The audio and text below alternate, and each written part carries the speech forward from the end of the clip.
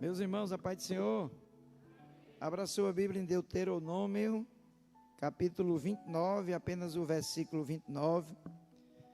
Eu quero falar hoje sobre os 5 endereços de Deus.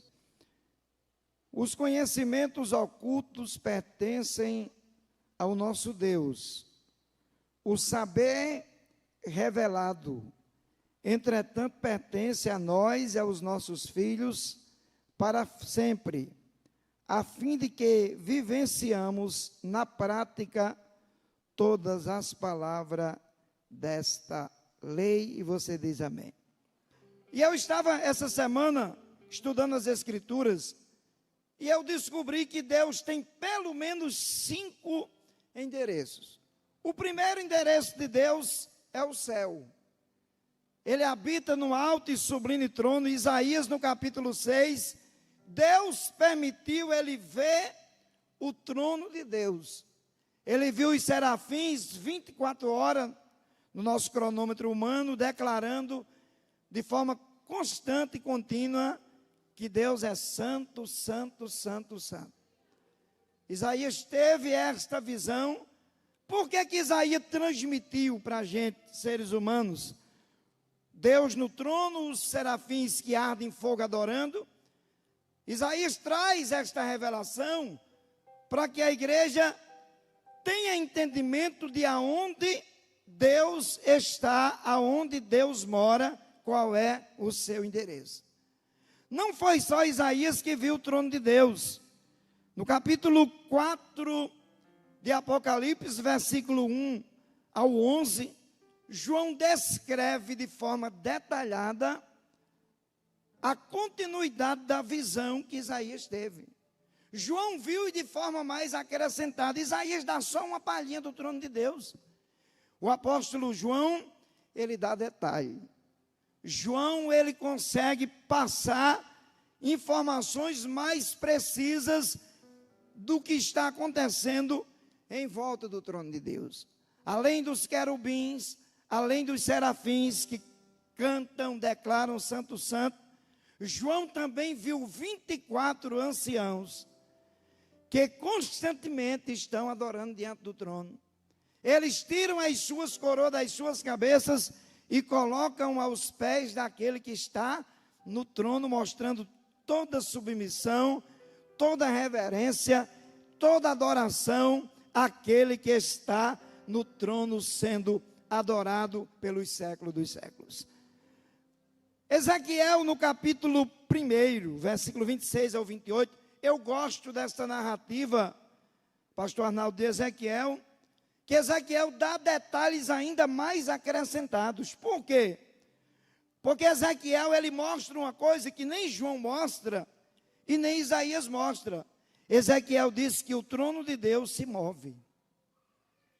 O trono move de Deus, o trono móvel de Deus se move em direção dos 4 cantos da terra. Apesar do trono de Deus estar no terceiro céu, porque existem 3 céus, que a gente tem entendimento disso. Existe o céu atmosférico, que a gente consegue ver com a nossa visão, o azul do céu, as estrelas, a lua. Existe o céu das galáxias, que só dá para ver com um telescópio, com a ajuda de alguns aparelhos. E existe o terceiro céu, que é onde está o trono de Deus. Ezequiel disse que o trono de Deus, ele se move. E eu fiquei pensando, será que o trono de Deus é capaz de se mover por causa de uma oração de alguém, irmão? Pastor, por que é que o senhor está dando o endereço de Deus? Para lhe dizer que você, biblicamente, tem acesso direto por meio de Cristo. Pastor Arnaldo me disse uma coisa sentado comigo ali, que eu senti uma alegria no meu coração. Ele olhou para mim e disse: pastor, o crente é para ser um povo mais feliz da terra, não é? Irmãos, nós temos razão para ser feliz? Aqui tem gente vivendo aquilo que eu falei ontem, as águas de Mara, dias difíceis, mas você consegue ser feliz no meio da maior crise da sua vida. Porque o que você tem, quem está lá fora sem Jesus não tem. Você tem a graça de Deus em você, que é a coisa mais preciosa que alguém pode ter. Eu já pastoreei a igreja há 20 anos, eu conhecia o estado das minhas ovelhas, que a Bíblia diz que o pastor muitas vezes procura saber o estado das minhas ovelhas. Tinha membros daquela igreja que estava liso, não tinha dinheiro na conta, não tinha às vezes nenhuma comida boa em casa, mas quando chegava no culto, estava com semblante alegre, estava posicionado no culto, preparado para levantar a mão da glória, para fazer o culto dele a Deus, porque ele sabe o que ele tinha do céu na vida dele. Às vezes a conta estava 000, a conta da terra, mas cheio de crédito lá em cima. Então Ezequiel, ele vê o trono de Deus move. Tem outro personagem que viu o trono de Deus já no Novo Testamento, no capítulo 7, versículos 54 e 58 de Atos. Estevão viu o trono de Deus, e ele disse: eu vejo Cristo sentado do lado do trono. Essa é uma das cenas mais bonitas da Bíblia. O camarada está sendo apedrejado, a morte está chegando para levar ele para a eternidade, mas ele sabe em quem ele creu. Ele pede para Jesus até perdoar os próprios que apedrejaram ele, e ele diz: eu vejo o céu aberto, eu vejo que Deus está sentado no trono, e à sua direita está o Filho de Deus sentado do lado do trono. Você crê nisso, irmão? Você consegue crer? O crente salvo, ele sabe que um dia Deus vai levar ele, ou por meio do arrebatamento, ou por meio do chamado pessoal. Mas quando o crente tem convicção, ele consegue ser feliz até nos últimos instantes da sua vida. Nós recebemos em Santa Catarina o pastor Josias Aristides, que hoje está nos Estados Unidos. Ele disse que tinha uma senhora, membro da igreja dele em Curitiba, quando ele pastoreava lá. A velhinha estava muito mal, e os filhos chamaram o pastor Josias naquele dia e disseram: pastor Josias, vá conversar com mãe, que mãe hoje amanheceu deliriando. É uma palavra meio nordestina. Ela amanheceu tendo uns delírios, ela não está bem.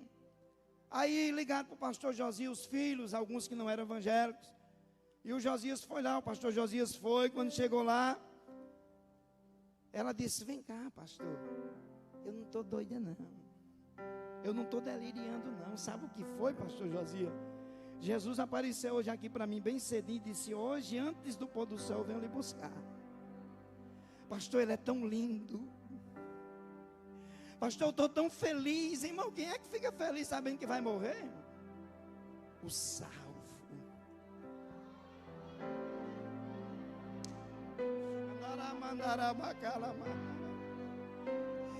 Ela disse: pastor, eu não estou deliriando não. Ele veio, ele disse que antes do pôr do sol vai vir com uma comitiva do céu me levar.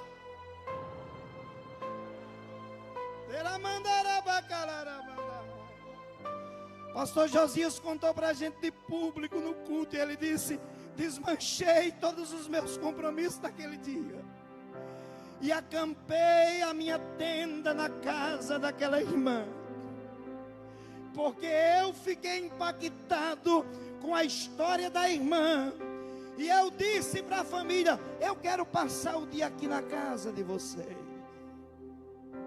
O interesse dele não era passar o dia comendo, tomando um café na casa dos irmãos, não era esse. Ele estava impactado, esperando chegar perto das 6 horas, porque Jesus tinha dito para a irmã, e ele sabia que aquela senhora era uma santa mulher de Deus. O relógio foi andando. Quando chega perto de 6 horas, Josias está perto da cama com a família onde a irmã estava. Ele disse: chegou o semblante da senhora brilhava. E daqui a pouco, quando foi chegando 6 horas, ela deu um grito de alegria e disse: ele chegou! Aleluia! E dormiu no Senhor. Josias, o pastor Josias disse: foi a cena mais bonita que eu pastoreei, pude contemplar, uma cena dolorosa, que depois todo o trâmite do culto fúnebre, ele disse: mas foi uma alegria tão grande, quando eu ouvi aquela senhora dizer: ele chegou, ele vai voltar para arrebatar a igreja. Nós somos a geração do arrebatamento. Paulo disse uma vez: eu conheço um homem, eu não sei se no corpo ou fora do corpo, eu não sei se foi na carne ou do espírito, mas esse homem foi arrebatado ao terceiro céu. Paulo também viu o trono de Deus.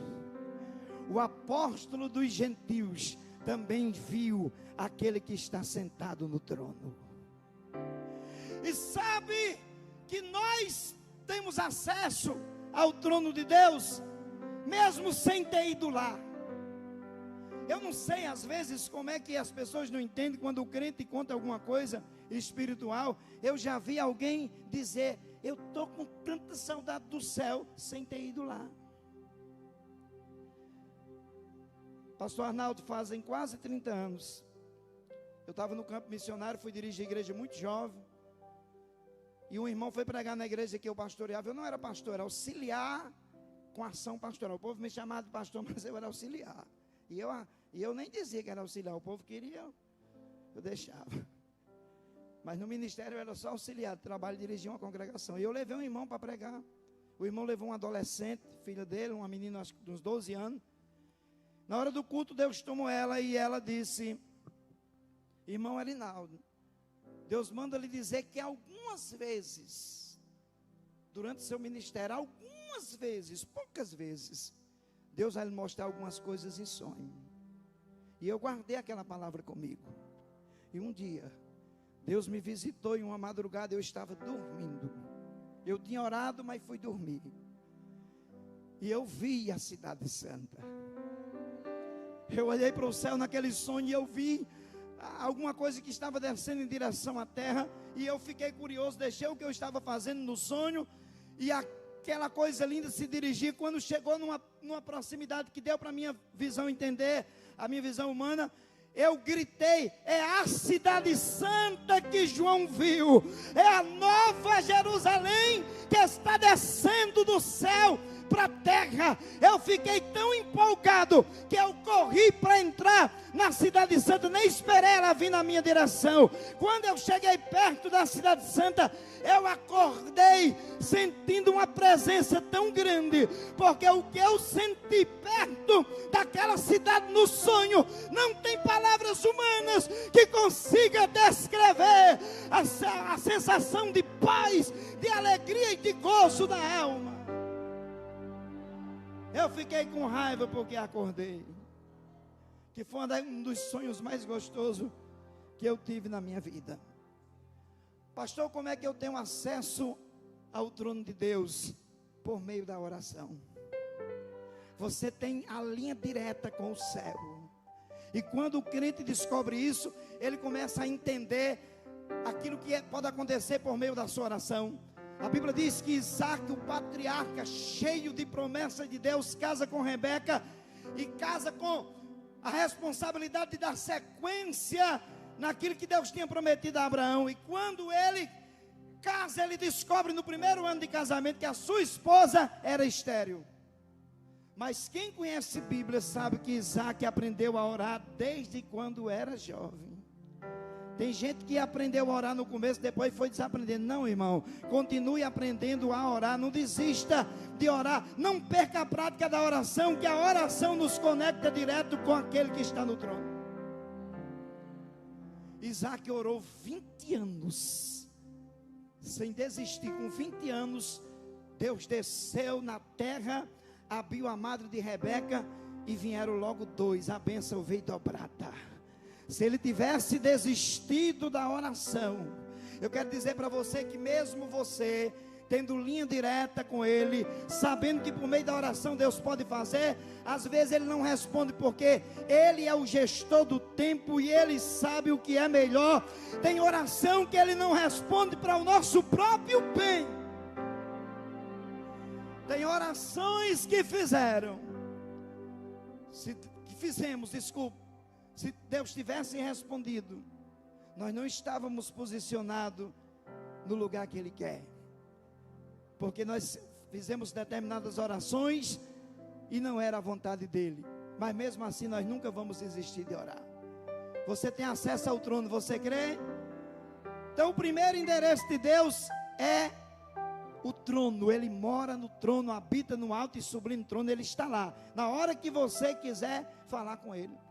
Mas Deus tem um segundo endereço. Segundo a Bíblia, está vendo essas 4 paredes aqui, que hoje a gente é tão atacado? Eu não preciso de ir para a igreja, porque eu encontro Jesus em casa. É verdade, Jesus está aonde Ele quiser, aonde o crente fiel andar. Mas Jesus mandou a gente se reunir na casa dEle. Deus mandou Salomão fazer um templo, e Deus colocou naquele templo o seu nome. A casa de Deus é tão provável que é casa de oração, que é um lugar que Deus está, que em Eclesiastes capítulo 5, versículo 1, o texto diz assim: guarda o teu pé quando entrares na casa de Deus, porque Deus está neste lugar. A casa de Deus é tão importante que Jesus, sabendo disso, uma vez entrou no templo, pegou um azorrague na porta do templo e derrubou a mesa dos cambistas e disse: vocês estão fazendo da casa do meu pai uma casa de comércio. E a casa do meu pai, Isaías tinha dito, é casa de oração. Você crê que Deus está aqui? Quantas bênçãos você já recebeu na casa dele? Quando alguém quiser desmotivar você para não estar na casa de Deus, não precisa verbalizar, mas diga para você: para trás de mim, Satanás. A casa de Deus é tão bom que Davi disse que é melhor um dia na casa de Deus do que 1000 anos lá fora da casa do Senhor. A casa de Deus, por mais simples que ela seja, irmãos, eu prego aí em alguns lugares do Brasil, já tive em alguns lugares fora também. Tem lugar que não tem climatização, não tem ventilador, é guerra, não tem esse luxo nosso aqui. E às vezes os irmãos interpretam que Deus só está no lugar simples. Não, Deus está também no lugar luxuoso, porque o templo de Salomão era luxuoso. Sabe o que é que deve acontecer? É a gente buscar independente do lugar. Se é um lugar luxuoso, glória a Deus. Se é simples, glória a Deus. Deus vai estar sempre na casa dele. A casa de Deus é um lugar em que Deus decidiu estar por meio da sua presença. Terceiro endereço de Deus: Deus está na sua palavra. A Bíblia não contém a palavra de Deus, ela é a palavra. A Bíblia tem 1189 capítulos, que estão divididos em 31.173 versículos, que formam os 66 livros, e Deus está na palavra. Eu sempre digo que está escrito no Salmo 138, verso 2, a parte C. O texto diz que Deus exaltou sua palavra acima do seu próprio nome. O nome de Deus é supremo, é soberano, é maior, é magnífico. Não existe nome que se compare ao nome de Deus, mas quando se fala da palavra, Deus pegou a palavra e colocou acima do seu próprio nome. E em João capítulo 1, versículo 1, Jesus, que é a própria palavra, já estava desde o princípio de todas as coisas. Nós temos a palavra de Deus. Quer encontrar Deus? Encontre na palavra. Deus está na palavra. Eu sei que aqui tem muita gente que tem testemunho de bênçãos que recebeu lendo a Bíblia. Não deixe de ler a palavra. Se agarre com a palavra, porque a verdade de Deus está na palavra dele. Digna de toda aceitação é esta palavra. Paulo disse a Timóteo: pregue a palavra. Crente que gosta de ler Bíblia, ele é diferente. Eu vou falar por mim, quando eu pastoreava igreja, eu nunca precisei estar tendo que corrigir crente que gostava de ler Bíblia. Não precisava de eu dizer para ele que ele tinha que ser dizimista, precisava nada, ele descobria na palavra. Não precisava de dizer para ele como é que precisava andar lá fora, não andar igual o mundo. Por quê? Porque andava lendo Bíblia.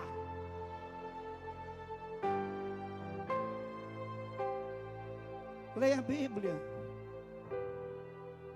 que o inimigo vai rodear a sua casa, a sua família, mas ele vai ver a estrutura que você tem com Deus, porque você tem a palavra de Deus em você.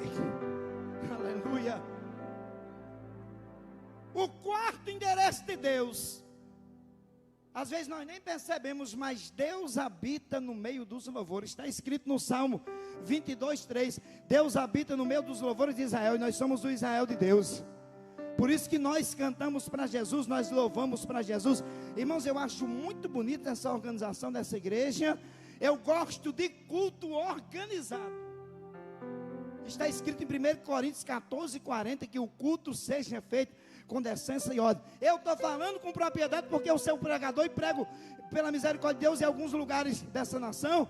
E eu sei que tem lugares que não funciona como deveria funcionar, e a gente não pode dizer nada, mas graças a Deus, quando se encontra uma igreja cristocêntrica, que não canta para Jesus, mas louva a Ele, celebra a Ele, porque no meio dos louvores está a presença de Deus. Você crê que Deus habita no meio dos louvores? O quinto lugar que Deus habita, esse eu vou pedir para o menino botar na tela. Coloca aí, por favor. Evangelho de João 14:23. Dá uma olhada aqui na minha retaguarda enquanto eu tomo um gole.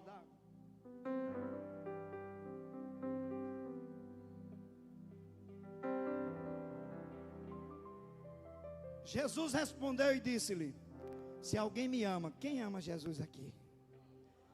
Eu sei que você ama, se não amasse não estava aqui. Se alguém me ama, guardará a minha palavra, e meu Pai o amará. Quem crê que Deus ama você? E Deus ama você do jeito que você é, ou gordinho, ou magrinha, ou alto, ou baixo. Eu nunca entendi qual é o critério de Deus para chamar alguém para salvação, porque se fosse por beleza, estava ruim para a gente. Se fosse por dinheiro, eu estaria excluído. Mas é graça e misericórdia e amor. Deus decidiu amar você e pronto. Deus decidiu amar você do jeito que você é. E o meu Pai o amará. Aí onde está a revelação. E viremos para Ele e faremos nele morada. Quer encontrar Deus? Olhe para quem está perto de você aí. Esse crente transporta a presença de Deus. Deus mora na vida deste crente que guarda a palavra. Quem crê que Deus mora em você? Jesus disse: eu e o Pai viremos e faremos nele morada. É por isso que você é diferente de Candara. É por isso que tem gente que não entende você. Tem gente que não entende porque você é tão paciente. Eu andei com um cidadão, levando ele para fazer um trabalho, e eu dirigindo. E vocês sabem que dirigir é desafio. E ele dizia: buzina, pastor. Eu digo: não, nós somos diferentes do mundo.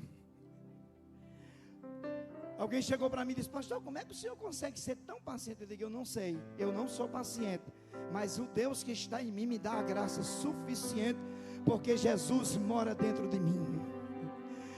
Quando nós queremos fazer qualquer coisa errada, o Espírito Santo diz: olha, eles estão morando aí, nós estamos morando aí.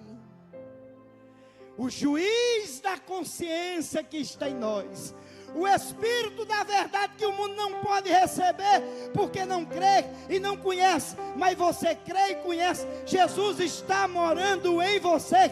É por isso que você é diferente de tanta gente, de tanta coisa. É Deus morando em você. E tem uma coisa: ser crente diferente hoje é estar preparado para sofrer muitas vezes xingamento, desprezo, quando você resolve ser diferente. É claro que nós estamos vivendo uma nova realidade, uma realidade tecnológica. Nós estamos vivendo uma época diferenciada. A gente não está falando de questão cultural, mas eu estou falando de espiritualidade. Nós, quando resolvemos ser diferente do mundo, estaremos sendo rejeitados, pagando o preço, porque servir a Jesus por Ele está morando em nós. Muitas vezes nós vamos ser deixados para trás em algumas situações.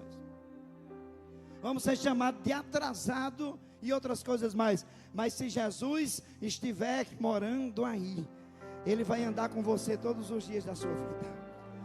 Ele vai passar com você nos piores dias da sua vida. Eu me lembro que há 5 anos atrás, quando eu fiz a cirurgia cardiovascular, eu coloquei 4 pontos de safena e depois 5 stents.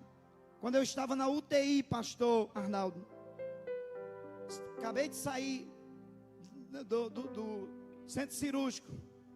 No outro dia, quando eu acordei, quando eu tornei, o médico chegou lá e disse para mim: Arinaldo, você quer ir para casa? Quem é que não quer, irmão? Você acabou de operar o coração. Ele disse: você precisa fazer 2 coisas. Eu só queria ficar deitado naquela UTI. Ele disse: você vai precisar comer alguma coisa. Me deram uma comida que não tinha gosto, nem tinha cheiro, nem sabor. E o médico disse: depois da comida você vai se sentar numa cadeira, vão lhe ajudar e você precisa reagir. Eu passei 25 anos ou 26 da minha vida pregando que Deus passa pelo vale da sombra da morte com as pessoas. Aí Deus um dia disse: eu vou passar com você para lhe mostrar. Passou comigo pelo vale da sombra da morte. Eu estava na UTI entre a vida e a morte, mas eu tinha certeza que Jesus estava comigo naquele lugar.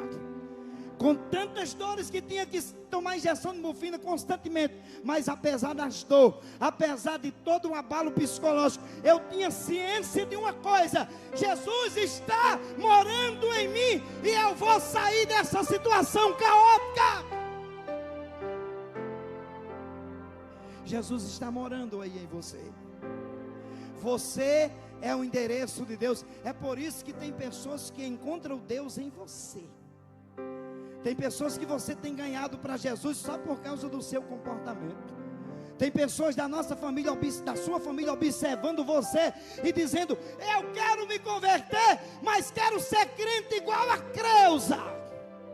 Eu quero ser crente igual Pedro, igual a Francisca, porque é diferente. Eu nunca vi Maria Teresa chamar palavrão. Eu sempre vejo ela calma, mesmo no meio das adversidades. Por quê? Porque Deus está morando dentro de você. Você crê que Deus está morando em você? Você é o endereço de Deus para essa geração. O apóstolo João, na 3ª epístola, no capítulo 5, ele disse assim, na sua 2ª epístola, capítulo 5, ele disse assim: se alguém diz que está com Cristo, então deve andar como Cristo andou. No capítulo 10, versículo 38 de Atos, Pedro dá um resumo de como Cristo andou. A primeira coisa que Pedro diz: Cristo andou ungido por Deus.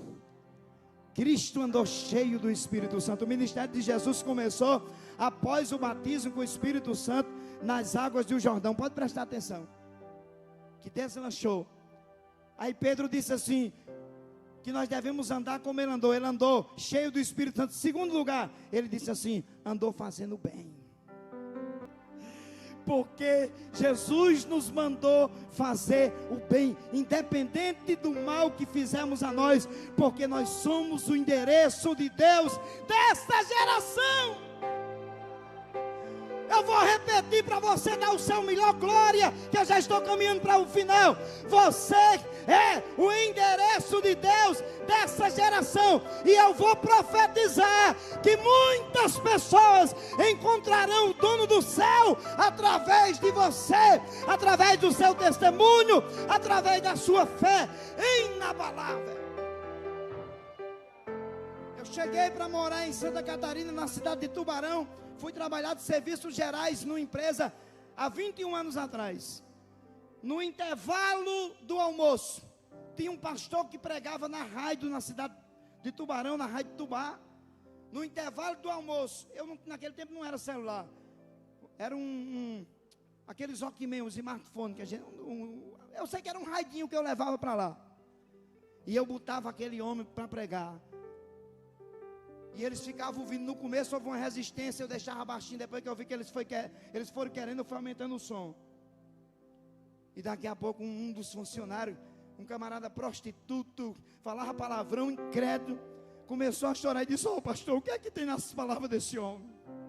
Que quando esse homem fala, me dá uma vontade de chorar." Eu simplesmente mostrei para ele que Deus estava na vida daquele homem. Se tornou um campo de evangelismo para a gente ali naquela empresa. Nós temos a maior mensagem de Deus em nós. Nós temos a mensagem que fecha a porta do inferno e abre a porta do céu para o pecador. Você pode não ter nenhuma formação acadêmica, mas você tem a mensagem mais linda que alguém pode ouvir. Eu vou encerrar dizendo que uma das coisas que levou Zaqueu a se converter foi o testemunho de Levi, de Mateus, porque era coletor de impostos igual a Zaqueu. E quando ele deixou a alfândega, a coletoria, para seguir Jesus, para andar de vila em vila, de casa em casa, com Jesus, sem conforto nenhum, Zaqueu tinha dinheiro, tinha fama, mas ele disse: "Eu quero ver quem é esse Jesus. Preciso saber quem é, o que é que tem diferente." E vocês sabem da história. Subiu na árvore e Jesus para debaixo da figueira e diz: "Desça, Zaqueu, porque hoje me convém pousar na sua casa." Zaqueu desceu com alegria. A murmuração foi tão grande com a ida de Jesus na casa de Zaqueu. Jesus disse: "Eu vou pousar." Jesus não foi lá tomar um café, não. Jesus disse: "Eu vou pousar, eu vou dormir aqui hoje." Imagine Jesus dormindo na casa de Zaqueu, irmão. Imagine Jesus fazendo morada uma noite na casa de Zaqueu. E quando começaram a murmuração, Zaqueu usou um texto da lei e disse: "A quem eu defraudei, eu vou retribuir quadruplicado", porque era um mandamento da lei. Se alguém roubasse alguém, teria que devolver o roubo 4 vezes mais. Zaqueu mostrou que a palavra estava nele, estava fluindo nele. E disse mais, mostrando compaixão, disse: "A metade dos meus bens eu vou vender e dar aos pobres." Irmãos, quando Jesus entra, tem que ter mudança. Eu vou pedir permissão, pastor, para vocês ficarem em pé, para eu cumprir o meu horário, porque um dia eu quero voltar. Fique em pé.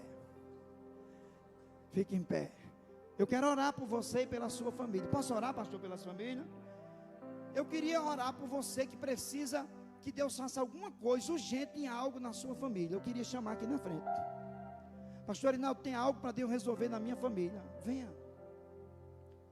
A sua família é um projeto de Deus. Não desista da sua família. Venha. Eu quero orar por cada família, mesmo que esteja difícil. Se o trovão e o mar se erguendo vem, sobre a tempestade eu voarei, sobre as águas tu também és rei. Descansarei, pois sei. Vem mais para perto, pode vir. Vamos formar um coral. Se o trovão e o mar se erguem. Jesus vai trabalhar na família, viu? Eu voarei sobre as águas, tu também és rei. A banda vai me salvar agora. Descansarei, pois sei que és. Dá para levantar a mão e cantar assim, ó. Com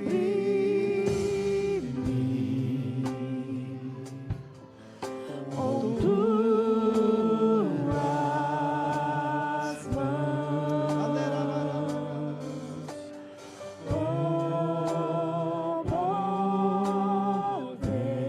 a presença forte dele aqui nessa noite. vem me esconder, Senhor.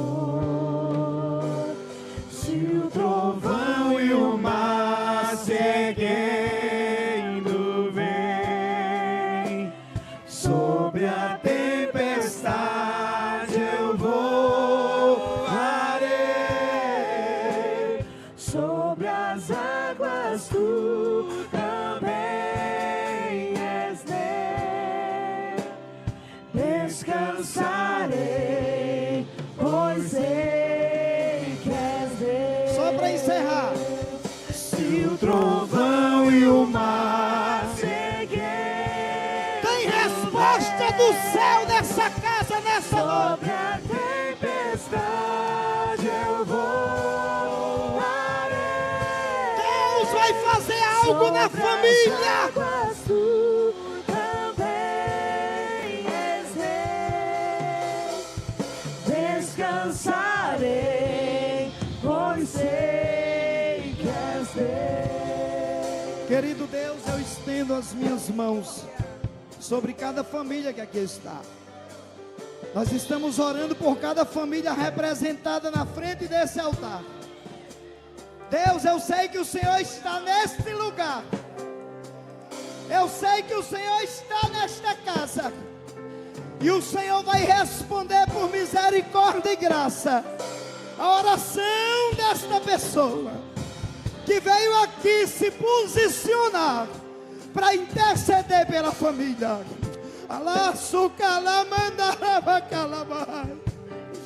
Deus, restaure a família, resgate a família, salve no seio da família, responda o clamor deste crente, porque ele está aqui, porque te ama, em nome de Jesus.